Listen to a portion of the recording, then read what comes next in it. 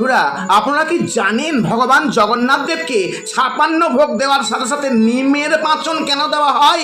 তাহলে শুনুন। অনুসারে পুরীর জগন্নাথ মন্দির প্রতিষ্ঠিত হওয়ার পর পুরীর রাজা 56 রকমের পদ রন্ধন করে ভগবানের ভোগ নিবেদন করার পদ্ধতি প্রচলন করেন। পাশেই ছিলেন এক বৃদ্ধা মহিলা, তার কোনো সন্তান না থাকায় ভগবান জগন্নাথ দেব কি সন্তান স্নেহে দেখতেন।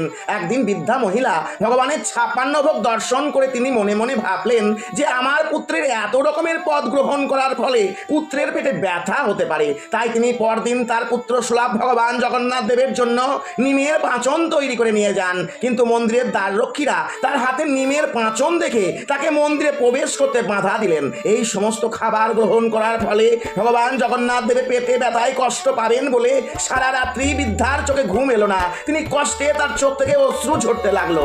ভক্তের এই নিঃস্বার্থ ভালোবাসার কাছে ভগবানকে হার মানতে